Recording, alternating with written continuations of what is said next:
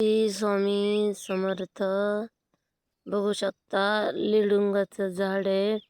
आपण याच्यावर एक पहिला व्हिडिओ पण बनवला होता, ते लय आवडला पब्लिकला. पण हा व्हिडिओ जरा आज वेगळाच बनवते, गाण्यावर नाही काही नाही.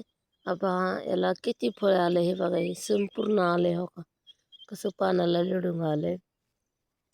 हे कोणाच्या इथं जर असेल ना तर सर्वांनी हे तरवडाच्या पाल्याने लिंबाच्या ढगळ्यांनी झुडून ते खायचंय. पिकायला लागलंय, अजून पिकलं नाही आहे. पिकल्यावर ते पूर्ण लाल झरत असं होतं, ते अजून हिरवं पिकायला लागले हो का, हे रंग दाखवायला लागले हो का, असं होतं. ते रक्तवाणीला एकच नंबर असतं. ज्याला नसेल ना त्यांनी ते विकत घेऊन म्हणलं तरी खायचंय. आणि ज्याला विकत खायचं नसल, फुकटच खायचं असेल ना, ते म्हणजे असं कोणाच्या इथं रानातच असतं, त्याला विकत घेऊन खायची गरज नाही आहे.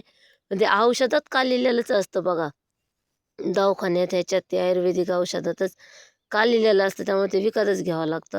असं ते खाता येत नाही आहे, काहीला माहिती नाही आहे त्याची.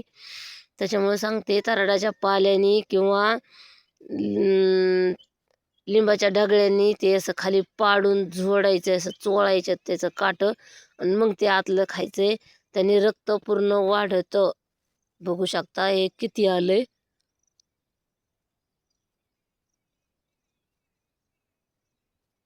तो तिथं पण एक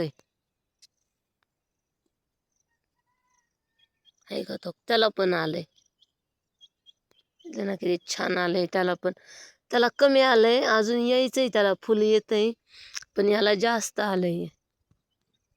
बघा किती छानसं आलंय. एखाद्याचं जर भविष्य माझ्यामुळं जर उजळत असलं ना, तुम्हाला त्याचा निम्मा आशीर्वाद लागेल.